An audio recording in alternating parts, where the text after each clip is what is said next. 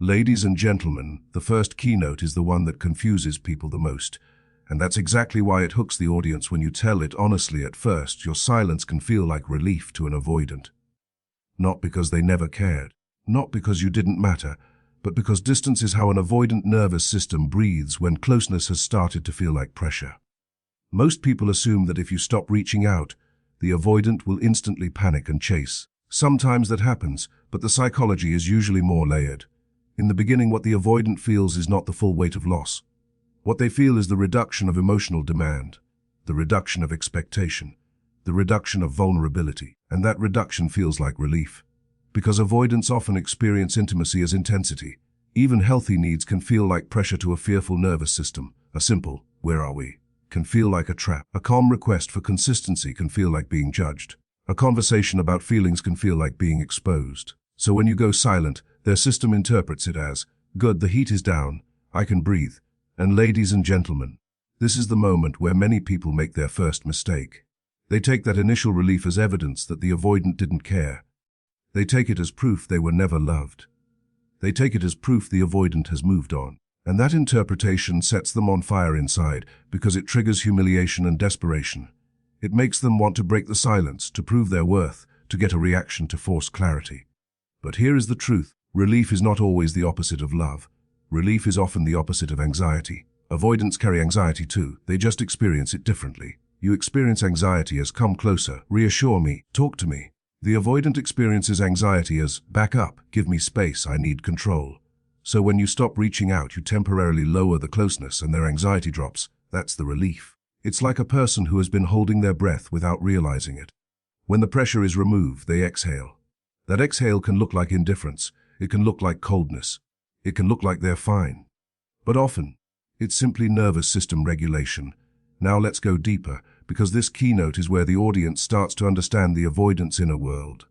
Avoidants are often not fully aware of what they are doing. They are not always sitting there calculating how to hurt you. Many times they are simply reacting.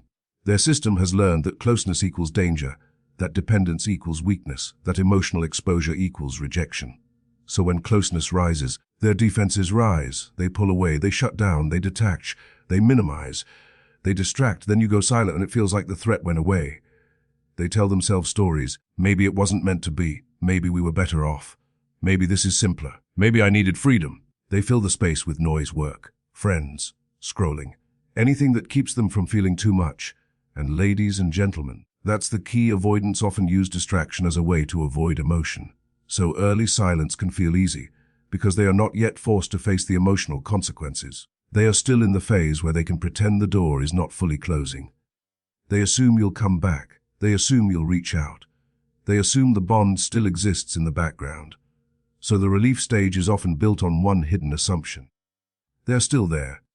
Even if you're not talking, the avoidant believes they still have access. They believe they still have a place in your emotional system. They believe the connection is paused, not ended. That belief is what allows them to feel calm at first. But this is what makes Keynote 1 so powerful for curiosity, because you can tell your audience, don't judge the outcome by the first week. Don't judge the meaning by the first silence. The avoidant's first reaction is not the final truth. It's the first layer of defense. Now here's the emotional truth for the viewer. When you go silent, you are not just removing your words. You are removing a form of emotional supply. You are removing reassurance. You are removing attention. You are removing the predictable comfort that many avoidants quietly rely on. Even if they acted distant, they still like knowing you were there. They still like the option of returning. They still like the certainty that you cared. But in the relief phase, they haven't felt that loss yet. They are still numb. They are still distracted. They are still self-protecting. And this is where the audience needs the most guidance. Because if you break the silence too early, you restart the cycle. You teach the avoidant distance works. I'll always come back. You teach their nervous system that they don't have to grow. They just have to wait you out. So Keynote 1 is not telling you to play games. It's telling you to understand timing and psychology.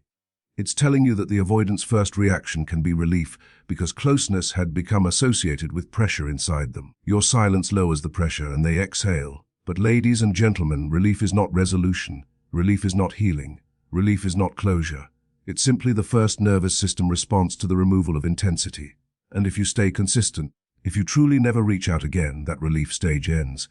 The second stage begins when they realize this isn't a pause. This is a change.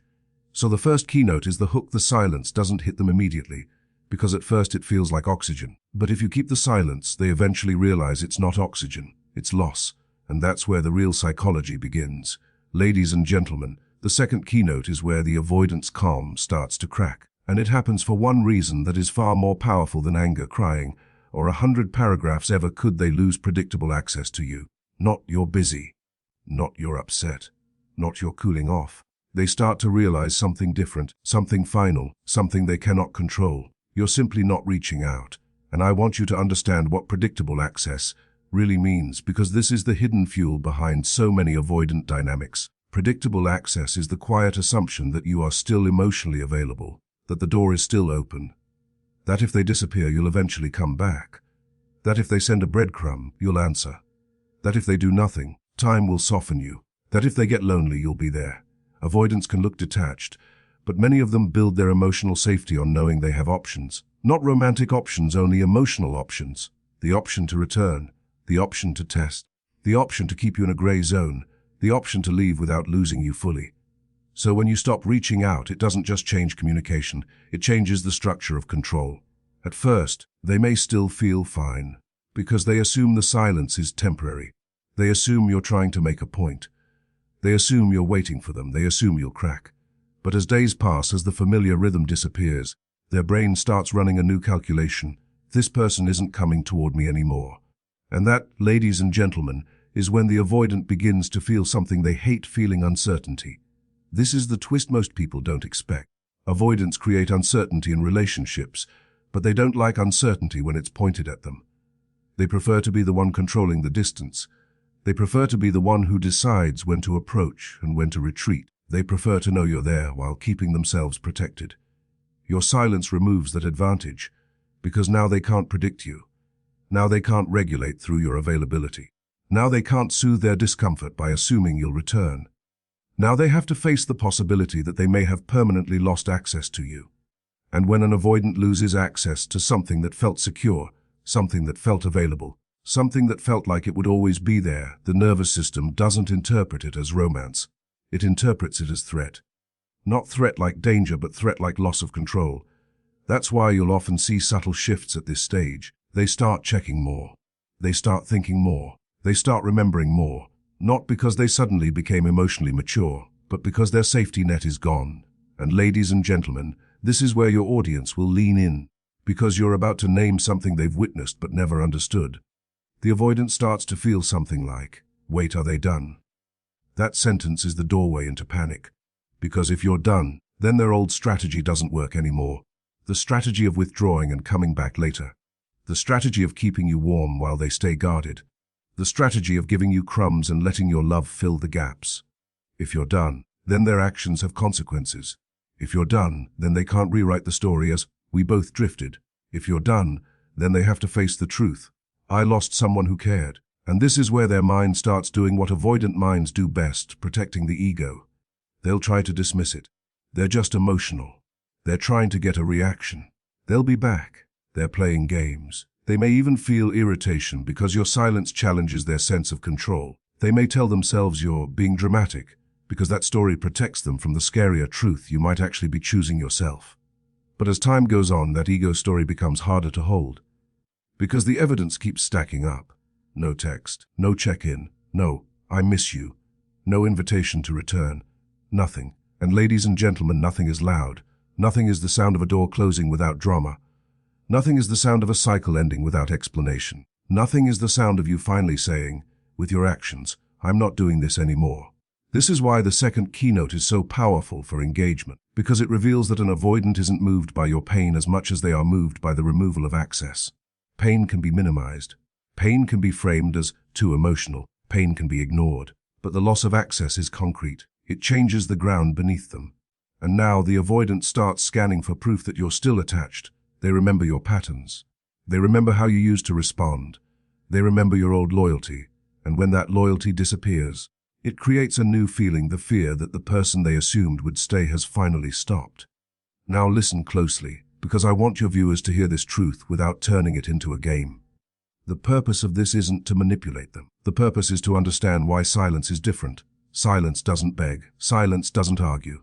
Silence doesn't hand them emotional energy. Silence removes the reward, and when the reward is removed, the avoidance system finally has to feel the consequence of avoidance. So keynote 2 is this: the shock isn't immediate, because at first they assume you'll return. But then the real shift happens when they lose predictable access. They realize they can't reach for you whenever they want, because you are no longer reaching for them at all. And that realization forces a choice. Either they step forward with real intention, real effort, real accountability, or they stay in their avoidance and let the connection die. But either way, your silence stops the cycle, and that is the moment your power returns, not because they chase, but because you finally stop chasing. Ladies and gentlemen, the third keynote is where the avoidant reveals their true pattern. Without even speaking, they start watching instead of committing. And this is the stage that keeps most people trapped, because it looks like interest, it looks like missing you. It looks like something is happening, but it isn't commitment, it's surveillance, it's safety checking. It's them trying to regain a sense of control without risking the vulnerability of stepping forward. Because once they lose predictable access, their nervous system becomes curious, not courageous. They want to know where they stand. They want to know if you're still attached. They want to know if the door is still unlocked. But they don't want to walk up and knock, because knocking means you might not open. So they watch. They view your stories faster than before. They suddenly become consistent with likes. After weeks of silence, they appear in subtle ways, sometimes even through mutual friends. Like they're trying to accidentally remind you they exist. They may follow, unfollow, refollow. They may show up with a random message that has no emotional weight. They may ask a question that doesn't matter. Anything that creates a connection without creating vulnerability. And ladies and gentlemen, this is exactly why this keynote is so powerful. Watching gives them information without exposure. It gives them proximity without risk. It gives them a sense of control without accountability. Now let's talk about what's actually happening inside their mind. The avoidant is experiencing uncertainty, and uncertainty threatens their ego and their emotional safety. They need data. They need proof. They need reassurance that they still matter to you. But they want to get that reassurance in the safest way possible. So instead of coming forward with honesty, they look for signs. If you post something happy, they think, are they moving on? If you don't post, they think, are they hurting? If you post a quote, they think, is that about me? If you change your routine, they think, did I lose my place? They are trying to decode you because decoding is safer than asking. Asking is vulnerable. Decoding is protected. And that is the avoidance comfort zone, controlling closeness by staying indirect. Now, the viewer watching this video needs to hear this clearly, because this is where people get fooled. An avoidant watching your stories is not the same as an avoidant choosing you. A like is not a repair. A view is not an apology. A breadcrumb is not a plan. But your nervous system doesn't know that. Your nervous system is hungry. It's been deprived. It's been waiting. It's been hoping. So when you see a signal, your mind lights up and starts writing a fantasy. They miss me. They're coming back. They finally realized. And you start leaning toward them emotionally again. Ladies and gentlemen, that's exactly what the avoidant is testing for. Because if they can get you to lean in, they can regain access without committing. They can reopen the connection without changing. They can take the warmth without taking responsibility. So this stage is not just about them watching you. It's about them measuring how easy it will be to get you back into the old dynamic. Now, let's be honest, many avoidants don't do this because they're evil. They do it because they're scared. Their nervous system is trying to protect them from rejection and shame. If they reach out directly and you reject them, they feel exposed. If they reach out directly and you require accountability, they feel pressure. If they reach out directly and they can't maintain consistency, they fear they'll fail again. So watching becomes their compromise. Let me check if I'm still safe. Let me check if I still matter. Let me check if I can return without consequences. And that's why you'll often notice that their watching increases when your emotional availability decreases. The less you chase, the more they watch. Because your silence creates a mystery, and mystery creates discomfort. Watching is their attempt to reduce discomfort. But here is the turning point that separates the healed from the stuck. A healed person doesn't react to watching. A healed person doesn't treat surveillance like a reunion. A healed person doesn't break silence because of a view. Because a view is still avoidance. A view is still indirect. A view is still safe. And love that is real doesn't hide behind safe signals. Now, ladies and gentlemen, this is the most important truth in Keynote 3, Watching is often the avoidant trying to keep you emotionally, hold the shelf. Not always consciously, but behaviorally. They want you available as an option without having to do the work of choosing you. They want your energy near them, but they don't want to step into responsibility. That's why people feel haunted by avoidance. Because the avoidant isn't fully gone, but they're not fully present either. They hover, they lurk, they appear and disappear, and it creates psychological fog. So what do? You don't punish for them. You don't throw shade. You don't break your healing just to get a reaction. You keep the standard.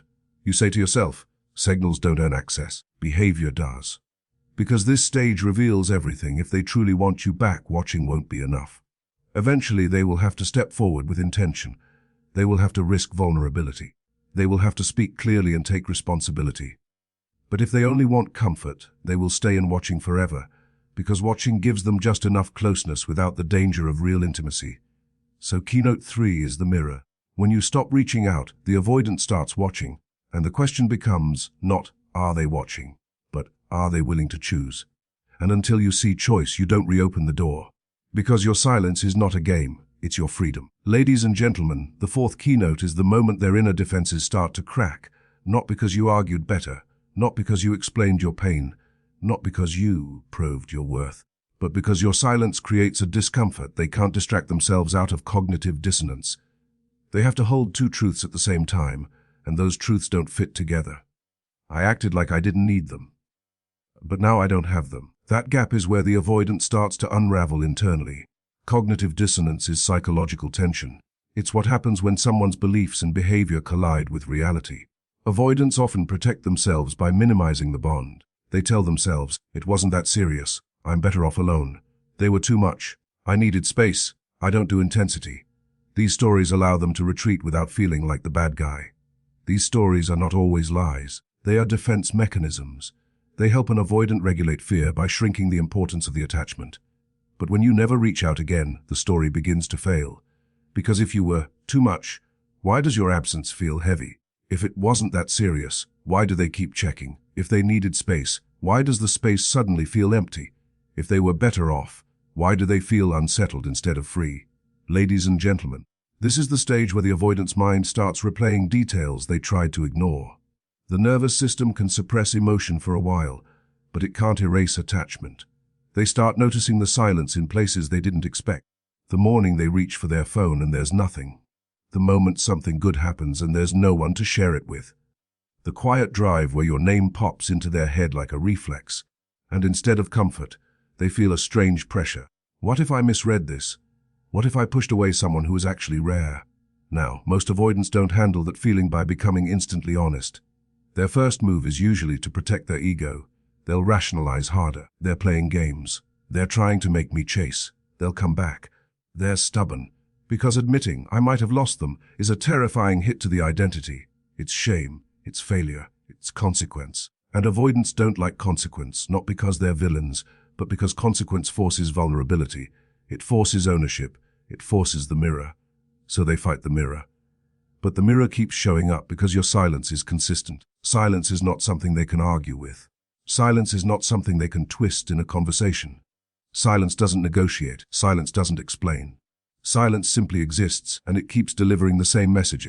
You don't have access anymore. That's why cognitive dissonance becomes so strong here.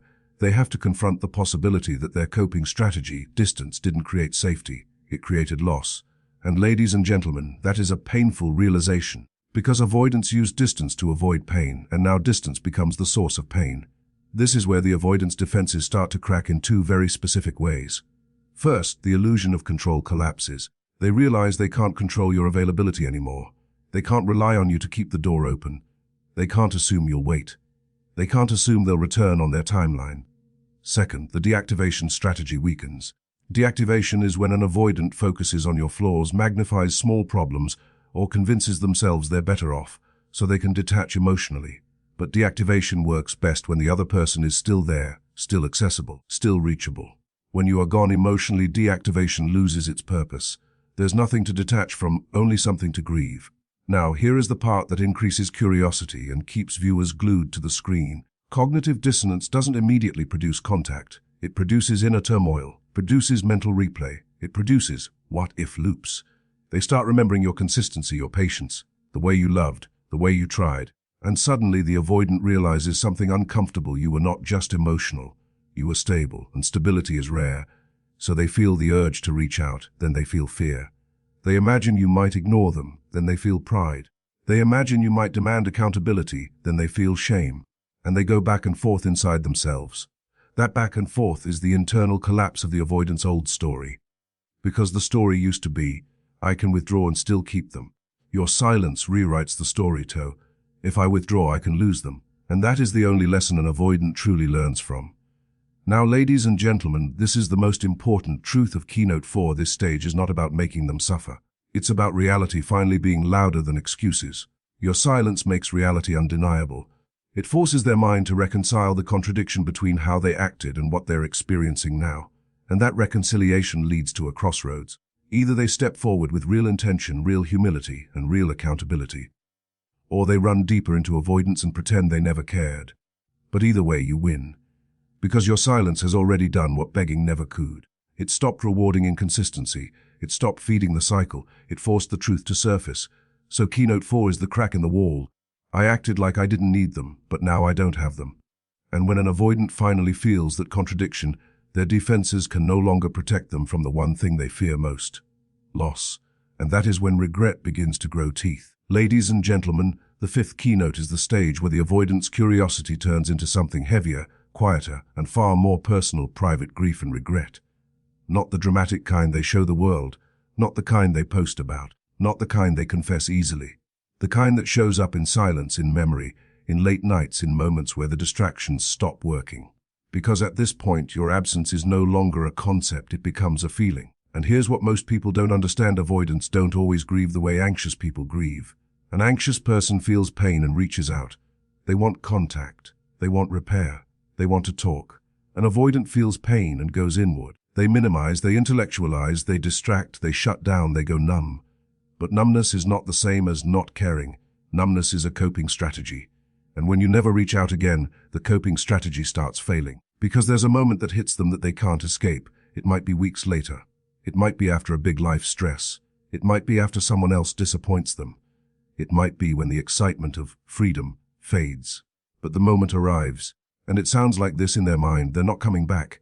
Not, we're taking space. Not, they're upset. Not, they'll reach out eventually. They're not coming back. Ladies and gentlemen, that is where grief begins. Because grief is not just sadness. Grief is the realization that something is gone, and you don't get to control how it ends. Grief is the collision between the story they told themselves and the reality they created. And regret is the part of grief that whispers, I contributed to this. Now, at this stage, the avoidant starts replaying the moments they dismissed. And I want your viewers to hear this clearly. Because this is the part that feels shocking when you realize it. They remember you more when you stop explaining yourself. They remember you more when you stop chasing. They remember you more when you stop performing. Because the noise is gone, and now the memory becomes loud. They replay the times you tried to talk and they shut it down. They replay the times you asked for clarity and they gave you vague answers. They replay the nights you were patient while they were cold. They replay the moments you were loyal while they were uncertain. They replay the way you kept showing up until you didn't. And ladies and gentlemen, the most painful realization for an avoidant is this: your love was not unlimited. Your love had a limit. Your patience had a limit. Your willingness to carry the relationship had a limit. And they assumed it didn't. That assumption is what creates regret. Because many avoidants unconsciously treat a stable partner like a permanent resource. They don't always do it on purpose, but they rely on it. They rely on your emotional availability. They rely on your forgiveness. They rely on you being understanding. They rely on the fact that you care enough to keep the door cracked open. So when you finally close the door quietly, regret begins to bite you. I didn't think they would really leave. Now let's go deeper, because this keynote is where the psychology becomes almost poetic. Avoidants often chase what is uncertain and neglect what is secure. They get stimulated by distance and novelty, but they get overwhelmed by stable intimacy. So while you were there, your stability may have felt too much, too real, too intense, even if you were calm. But once you are gone, that stability becomes the very thing they miss. They don't just miss you. They miss the way you made life feel emotionally safe. They miss the grounding they didn't appreciate. They miss the calm presence that asked nothing except honesty. And here is where regret sharpens. The avoidant realizes that not everyone loves the way you loved. Not everyone is patient. Not everyone is gentle with their fear. And when they interact with new people or new options, they start noticing the difference. They notice shallow attention. They notice inconsistency. They notice ego games. And it slowly hits them. What I had was rare. Ladies and gentlemen, this is when the avoidant starts feeling the weight of consequence. Because they can't just re-enter your life the way they used to. They can't just vanish and return like nothing happened. Your silence changed the rules. And regret becomes deeper because they realize something else. The person you were when you loved them fully might no longer exist. The version of you who was endlessly available might be gone. The version of you who tolerated crumbs might be gone. The version of you who waited might be gone. That is grief. Not just losing you, but losing access to the old you. And here's the twist that keeps viewers hooked. Regret doesn't always produce action. It produces conflict. The avoidant may want to reach out, but pride blocks them. Fear blocks them. Shame blocks them. They imagine you'll ignore them, and they hesitate. They imagine you'll demand accountability, and they panic. They imagine you'll be different now, and they feel exposed. So they try a safe move first, a breadcrumb, a casual message, a soft entry, a joke, a random question, something that lets them test you without admitting regret. Because admitting regret is admitting vulnerability, and vulnerability is what they avoided in the first place. So keynote 5 is this: your silence turns curiosity into grief and regret. Because your absence removes the comfort of your love and forces them to replay what they took for granted. It makes them feel the consequence of emotional avoidance, not through punishment, but through reality. And whether they reach out or not, something changes inside them at this stage. They finally understand what you were trying to show them the whole time. Love is not proven by how much someone can endure. Love is proven by how someone shows up. And when they didn't show up, you stopped staying. That is regret, quiet, private, heavy, and impossible to blame on you. Ladies and gentlemen, the 6th keynote is the moment this stops being about what the avoidant feels and becomes about what you require. Because silence is not the final move. The final move is the standard you set when they eventually test the waters again. And make no mistake, if an avoidant has felt your absence deeply enough, they often don't return with a clean confession. They return with a safe breadcrumb first. Something small, something that protects their ego, a simple hey, a random question, a meme, a like, a story view, something that says, I'm here, without saying, I'm sorry. And this is where most people lose the power they built. Because the moment that breadcrumb arrives, your nervous system lights up. Your hope rises.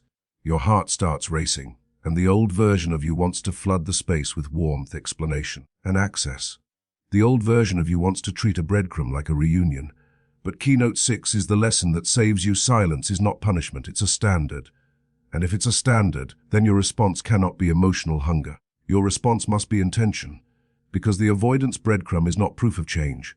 It's proof of curiosity, and curiosity is not commitment. So what is the correct move? You don't ignore them out of pride, and you don't welcome them back out of longing. You respond from maturity, calm, brief, grounded. And then you ask the question that forces reality to show itself. What are you looking for? Ladies and gentlemen, that one question is the gate. It separates regret from comfort seeking. It separates someone who wants to rebuild from someone who wants to feel better. It separates a person who is ready to show up from a person who just wants access again. Because if they truly want you back, they will step forward into clarity. They will take a risk. They will say something direct. They will be willing to talk about what happened. They will accept that trust needs repair. They may be nervous, they may not be perfect, but they will move toward accountability. But if they only want comfort, they will avoid the question. They will stay vague. They will say, nothing, just checking in. They will change the subject. They will flirt without addressing the past. They will keep it light. They will try to pull you back into emotional availability without offering emotional responsibility. And that is why keynote 6 is the ending that keeps your audience thinking long after the video ends. Your silence becomes powerful only if you don't trade it for crumbs. Because the avoidance old pattern survives through one thing: free access. Access to your attention. Access to your warmth. Access to your emotional energy. Access to your loyalty. And when they can get that access without accountability, nothing changes. The cycle restarts. So keynote 6 teaches a new rule: access must match effort. If they disappeared for weeks, you don't hand them daily connection overnight. If they shut down during conflict, you don't offer intimacy without repair. If they gave you uncertainty, you don't reward them with certainty. You move slowly. You watch behavior. You require consistency. You let actions do the talking. Now, ladies and gentlemen, here's the part that people need to hear even more than the strategy. This is not manipulation. This is self-respect. Manipulation is trying to control their feelings. Self-respect is controlling your boundaries. Manipulation is playing games to make them chase. Self-respect is refusing to be treated like an option, because you are not here to be someone's emotional convenience. You are not here to be a warm place they visit when they're lonely. You are not here to be the person they can abandon and return to without consequence. You are here for real love. Real love is clarity. Real love is consistency. Real love is accountability. Real love does not require you to disappear to be valued. So if they come back, you don't ask for a speech. You don't demand perfection. You simply require the basics of adult connection, intention, honesty, effort.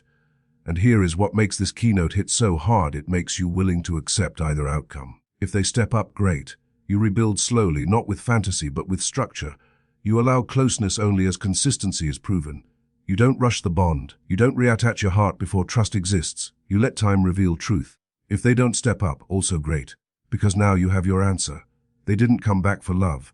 They came back for access, and you just protected yourself from another round of confusion. Ladies and gentlemen, the deepest power in Keynote 6 is that it turns your silence into a boundary, not a tactic. You stop waiting for the avoidant to change and start honoring what you need. You stop measuring your worth by their attention and start measuring your life by your peace. And when you operate from that place, something incredible happens. Even if the avoidant never returns, you win. Because you end the addiction to uncertainty. You end the habit of over-explaining.